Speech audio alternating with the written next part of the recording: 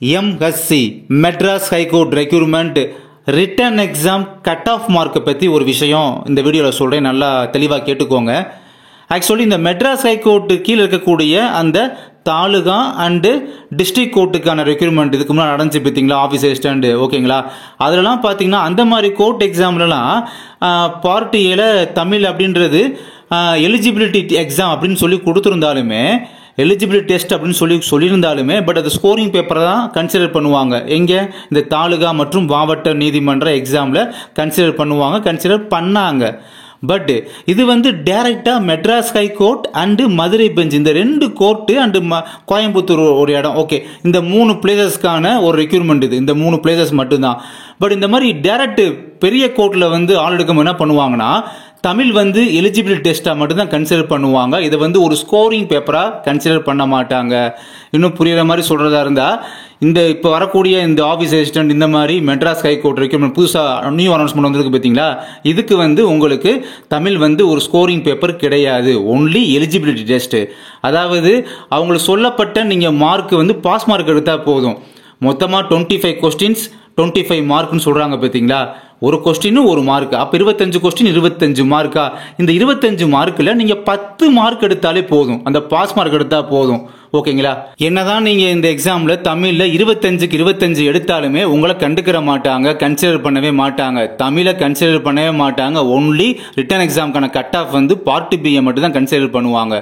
இப்போ 40 மார்க் நீங்கள் என்ன மார்க் எடுத்திருக்கீங்க, 40க்கு 37, 40க்கு 35, 40க்கு 33, நீங்கள் பார்ட் பியில் எடுத்த 40க்கு எவ்வளோ மார்க் எடுத்தீங்க அதை மட்டும் கன்சிடர் பண்ணி தான், அந்த மார்க்கை பேஸ் பண்ணி தான் அடுத்து ப்ராக்டிக்கல் கூப்பிடுவாங்க.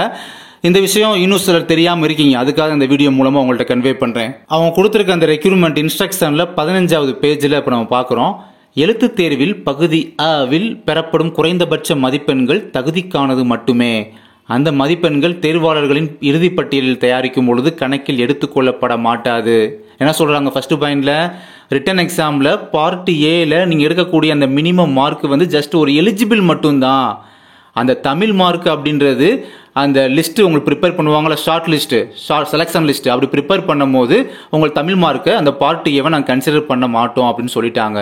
அப்போ எதை கன்சிடர் பண்ணுறாங்க, செகண்ட் பாயிண்ட் பாருங்க, பகுதி ஆவில் பெறப்படும் மதிப்பெண்கள் அடிப்படையில் மட்டுமே ஒரு விண்ணப்பதாரர் தெரிவு செய்யும் முறையில் அடுத்த நிலைக்கு தேர்ந்தெடுக்கப்படுவார். அதாவது பார்ட் பியில் நீங்கள் எடுத்திருக்க அந்த ஸ்கோர் இருக்குது பார்த்தீங்களா, அந்த மார்க்கு, அதை பேஸ் பண்ணி மட்டுமே அப்ளிகேண்ட் செலக்ட் பண்ணுவாங்க, அடுத்த ஸ்டேஜுக்கு செலக்ட் பண்ணுவாங்க. அடுத்த ஸ்டேஜ் என்னது, ப்ராக்டிக்கலில் 2வது ஸ்டேஜ்.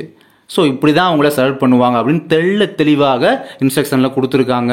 உடனே இந்த வீடியோவை பார்த்து அந்த கீழமை நீதிமன்ற தேர்வு எழுதி ஷார்ட் லிஸ்ட்டுக்காக வெயிட் பண்ணிருக்காங்க பார்த்தீங்களா, இந்த வீடியோ பார்த்த உடனே அச்சோ எங்களுக்கு இதே மாதிரியா அப்படின்னு கேட்க வருவீங்க கண்டிப்பாக கமெண்ட் பாக்ஸில். உங்களுக்கு இது பொருந்தாது, ஏன்னா நீங்கள் மாவட்ட மற்றும் தாலுகா நீதிமன்றத்துக்கு தனி உங்களுக்கு தமிழ் ஸ்கோரிங் பேப்பர். பட் இவங்களுக்கு இந்த Madras high court and Madurai bench, இந்த 2 பெரிய கோர்ட் இருக்கு பார்த்தீங்களா, இங்கே மட்டும் என்ன பண்ணுறாங்கன்னா தமிழை ஜஸ்ட் ஒரு எலிஜிபிள் டெஸ்ட்டாக மட்டும் கன்சிடர் பண்ணுறாங்க.